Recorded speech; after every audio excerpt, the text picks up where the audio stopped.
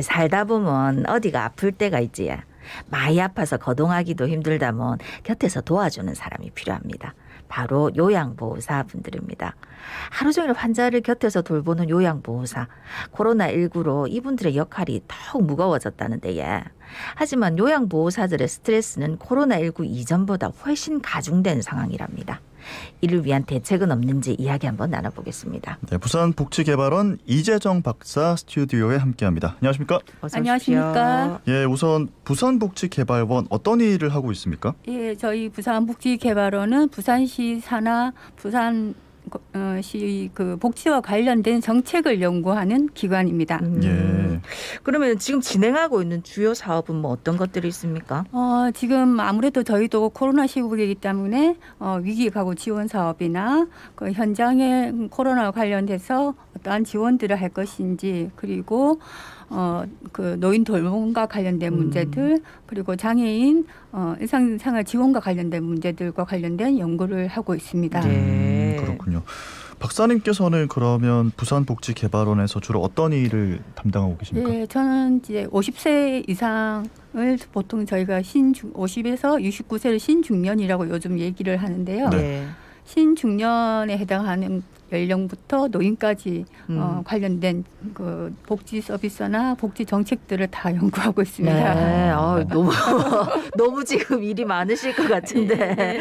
아니 근데 이제 저희가 보도 같은 걸 보면 코로나19 이후에 노인 학대 신고가 증가하고 있다 하던데 실태가 어떻습니까? 네, 저도 이제 직접 현장에 있는 건 아니지만 네. 제가 노인 보호 전문기관 운영위원으로 있습니다. 네. 그래서 한번 저희가 얘기를 들어보니까 직원들이 10시 이전에는 퇴근하기가 힘들 정도로 이런 학대 문제가 심각하다고 하거든요. 네네. 그래서 임금을 올려주는 것도 싫고 네. 그냥 지금 상황에서 봤을 때는 학대 노인 보호 전문기관, 학대를 예방할 수 있는 네. 노인 보호 전문기관을 한 두 곳 더 설치해야 될 정도로 네.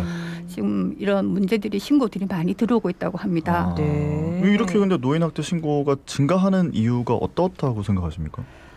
아무래도 이제 코로나19로 이제 노인들이 이전에는 이제 장기형 등급을 받는다든지 네. 그 일상생활 수행이 어려울 때는 그렇게 한다든지 요양병원에 이제 입원을 많이 하시는데요. 요즘은 이제 코로나 검사를 받고 결과가 나올 때까지 기다려야 되고 이러다 보니까 가족이 돌보는 시간이 길어지고 사실 예전부터 이제 이 간병이라는 게 정말 이제 힘든 일이죠. 네. 그리고 우리가 이렇게 표면적으로 많이 드러나지는 않지만 간병과 관련해서 타살이 이루어지는 경우도 있었고 또 가족이 모두 자살하는 경우도 네. 있었고 여러 가지 이게 스트레스가 많은 그런 이제 이렇게 일이라고 볼 수 있습니다. 아니 요즘은 사실은 다 가족 구성원들이 다 각자 일을 하는 직장이 있는 경우가 많아서 더더욱 이제 또 이 노인들을 돌보는 사람이 진짜 집안 식구들이 하기는 힘든 경우가 많다 아닙니까? 네, 아무리 뭐 일을 안 한다 하더라도 힘들겠지만 그래서 이 코로나 재난 상황이라 이 노인 돌보는 요양보호사 역할이 더 이제 커졌다면서요? 예, 그렇습니다. 이제 보통 요양보호사들이 저희가 활동하는 곳을 보면 노인 집에 들어가서 지원을 한다든지 요양원 보호센터에서 일을 한다든지 안 그러면 요양시설에서 일을 하는 경우가 많은데요. 아무래도 노인들이 이제 기저질환을 갖고 계시고 요즘 시대는 저희가 유병장수라고 할 정도로 병을 많이 갖고 계신 상태에서 이제 여러 가지 이제 생활이 힘드신 경우가 많으니까 그 좁은 공간에서 노인을 보호하다 보니까 아무래도 감염 위험이라든지 돌봄에 대한 스트레스라든지 그런 게 많아질 수밖에 없고 또 이전에는 가족들이 모두 직장에 나가거나 그런 경우가 많으면 아무래도 이 밀집도가 낮은데 요즘은 또 재택근무도 많아지니까 사실은 이런저런 스트레스를 많이 받고 있는 것으로 알고 있습니다. 그러게요. 지금 이게 가족들이 돌보다 보면 정말 많은 그 가족 안에 역사 같은 것들이 감정 같은 것들이 막 응집된 것들이 있을 거잖아요. 그래서 좀 감정을 해소하고 이렇게 보호를 해주시는 요양보호사들의 역할이 정말 중요한 것 같은데 이분들 역시 요즘에는 스트레스를 너무 많이 받고 있기 때문에 이런 스트레스를 해소할 만한 방안이 좀 필요할 텐데 어떻게 보고 계십니까? 예, 제가 작년에 이제 그 이제 노인 시설에 근무하시는 분을 대상으로 조사를 한번 한 적이 있었는데요. 네. 이전에는 이 스트레스를 어떻게 풀었는가 물어보니까 네. 뭐 친구를 만난다든지 지인을 만난다든지 지인이 친구죠. 네. 등산을 한다든지 네. 취미생활을 한다든지 이렇게 뭔가 밖으로 표출할 수 있는 그런 것들이 많았었는데 네. 코로나 이제 이후에 혹시나 네. 자기가 이게 다른 사람과 접촉이 빈번해지면서 네. 노인에게 옮길까봐 이제 될 수 있으면 외출을 하지 마라, 사람을 만나지 마라 이런 것들이 계속 이렇게 시설 측에서 요구를 하니까 네. 활동 범위가 줄어들고 아무래도 그 이전에 하던 활동들이 줄어들면서 스트레스를 풀 방법이 네. 없어지는 게 사실이긴 합니다. 안 그래도 요양병원에서 집단 감염이 일어나면 항상 이제 요양보호사들을 아무것도 못하게 해야 되니까 예.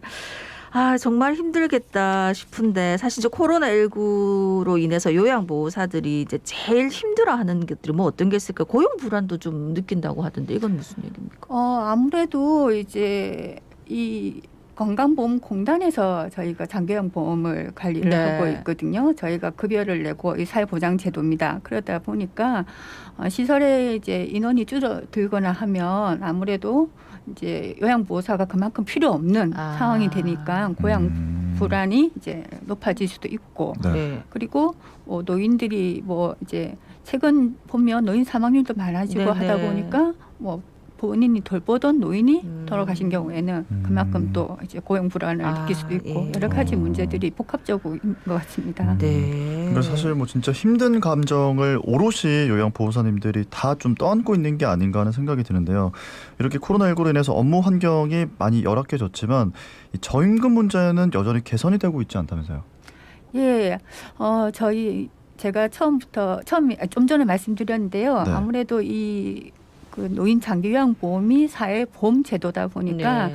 우리가 건강보험을 낼 때 일정한 비율로 장기요양보험을 내고 있습니다. 네. 그런데 이렇게 이 설계를 처음부터 저희가 저 급여로 하다 보니까 이제 이것을 서비스를 질을 좀 높이려고 하면 요양보호사들이 안 그래도 임금을 높이거나 이렇게 네. 하려고 하면 그 보험료를 올릴 수밖에 없는 그런 상황이라고 보시면 되고요. 네. 그렇게 하기에는 국민적 합의가 필요하다 그렇게 보시면 될 것 같은데 이게 좀 쉬운 문제는 아닌 것 같습니다.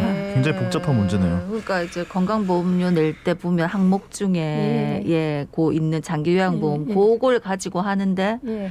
실제로 이제 그 항목이 저도 유심히 안 봐서 몰랐는데 얼마 전부터 제 눈에 띄더라고요.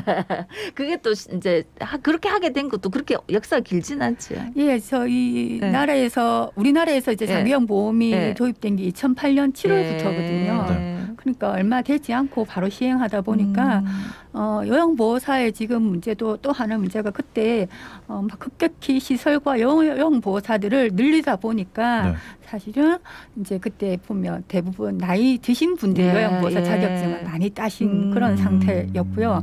시설도 급하게 막 확장하다 보니까 좀 여러 가지 맞지 않는 상황이 있다고 보실 수 있습니다. 네, 안 그래도 제가 이제 뭐 부모님 병원 입원했을 때 요양보호사 분들을 보니까 50대인데 아주 젊은 축에 속한다 하시더라고요. 그래서 정말 또 자신의 몸도 불편할 나이가 된 분들이 또 돌봄을 하시니까 그것도 또 마음이 많이 쓰이고 그분들 건강도 많이 걱정이 되고 그렇더라고요. 예, 그렇습니다. 아이고 참 힘든 상황이고 이야기를 하면 할수록 이게 해답이 찾아지는 게 아니라 뭔가 이 힘든 상황만 더 부각이 되는 거 아닌가 하는 생각도 드는데요.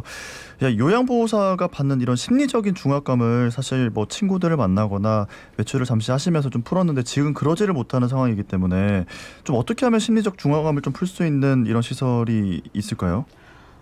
지금 현재 서울이나 경기, 이제 경남에 돌봄 종사자 지원센터라고 그런 이제 노무 상담이나 이렇게 쉴 수 있는 심의 어떤 장소 그리고 심리 상담을 해줄 수 있는 그런 센터들이 있습니다. 네. 사실 우리 부산에도 그런 센터가 있었으면 좋겠는데 아직 설치가 안 돼서요.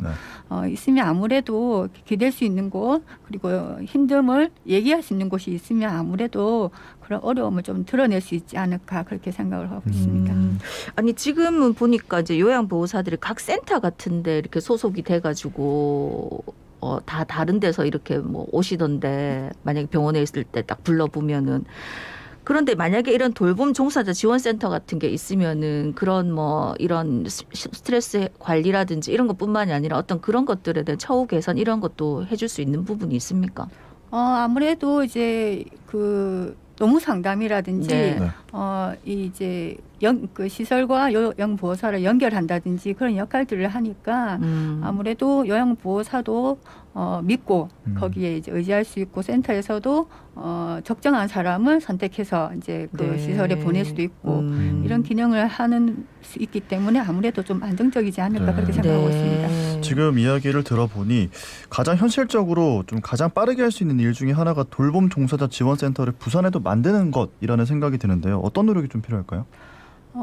이게 이제 국가에서 만들어지면 가장 좋기는 네. 한데요. 네. 이게 이제 그 노인 장려양 법을 보면 시행령 시행규칙에 지자체에서 만들도록 되어 있어요. 네. 그래서 지자체에서 좀 더 관심을 가지고 네. 이에 대한 대책들이 필요한데 사실은 여러 가지 이제 예산 문제라든지 그렇지. 이런 거에 봉착하다 보니까 네. 몇 번 시도를 했지만 제대로 이루어지지 못한 상황이라고 보시면 됩니다. 네.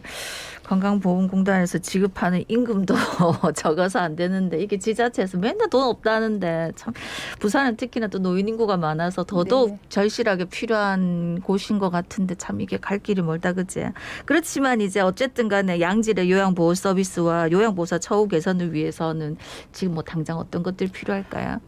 보건복지부에서 요양보호사들의 처우 이제 급여 가이드라인이 있습니다. 네. 그걸 지금 거의 다 못 맞추고 있는 상황인데요. 네. 그걸 좀 받칠 수 있도록 강제력을 좀 더 가졌으면 하는 그런 생각이 들고요. 그리고 우리 장기요양보험이 보면 요양보호사 한 명이 맡아야 될 노인 수가 너무 많습니다. 그런데 코로나 이후 혹시나 그 직원 중에 자가격리라든지 확진자 접촉하면 거의 2주 동안 못 나오기 때문에 네. 그만큼 요양보호사들의 일이 더 많아졌다고 볼 수 있죠. 그런 것 때문에 많은 힘듦을 지금 현재 겪고 있거든요. 네. 이전에는 자원봉사자들이나 가족들이 와서 돌봄을 좀 지원해주고 했었는데 요즘은 그게 안 되니까 그쵸. 요양보호사들이 더 많은 스트레스와 어려움을 가지고 있는 것 같습니다. 그래서 가장 저는 이제 우선돼야 될 것이 노인 대비 요양보호사들을 좀 더 늘리고 하는 것들이 가장 필요하지 않을까 하는 생각이 듭니다. 지금 숫자가 좀 절대적으로 부족하다는 말씀이신 것 같습니다. 마지막으로 한 말씀 남겨주시죠. 예, 이제 어떻게 보면 지금 코로나 시국에 힘들지 않은 사람이 없다고 할 정도로 모두 다 힘듦을 겪고 있는데요. 특히나 이 돌봄이라는 것이 정말 이제 아주 많은 스트레스를 가져오는 그런 활동이라고 생각합니다. 그래서 좀 더 관심을 가져주셨으면 좋겠고요. 이분들의 어려움에 대해서 좀 더 귀 기울여질 수 있는 그런 사회적인 토대가 좀 만들어졌으면 좋겠다 생각이 들고요. 아까 제가 말씀드린 것처럼 저 기여의 저 급여라고 말씀드린 것처럼 조금 이제 기여금을 좀 높이는 것도 하나의 방법이 되지 않을까. 어떻게 보면 이게 결국 나한테 돌아올 서비스라고 그렇죠. 생각을 할 수가 있습니다. 그렇기 때문에 시민 전체가 그런 생각들 아니면 시민이 아닌 국민 전체가 그런 생각들을 좀 가졌으면 하는 게 제 바람입니다. 네, 알겠습니다. 오늘 말씀 여기까지 듣겠습니다. 고맙습니다. 고맙습니다. 지금까지 부산복지개발원 이재정 박사였습니다. 예. 오늘도 또 코로나19 때문에 여러 가지 우울한 소식들만 쭉 전해드렸는데 그래도 우리 장기기증 얘기도 했었고 또 요양보호사분들 얘기도 하면서 우리가 또 서로를 알아주고 이해해주는 게 얼마나 중요한가 하는 생각을 해봤습니다. 그래서 늘 정직한 선곡을 잘하는 저 자갈 찾으면서 오늘 좀 따뜻한 노래로 끝냈으면 싶어서 노래 한 곡 들으면서 끝내려 하거든요. 예, 지금 나가고 있습니다. 커피소년의 내가 네 편이 되어줄게 남기고 저희도 여기서 인사드리겠습니다. 예, 오늘도 안전한 하루 보내입시다. 자갈치 아침에 17,784회 박상원이었습니다. 저는 아나운서 서정모였습니다. 여러분 고맙습니다.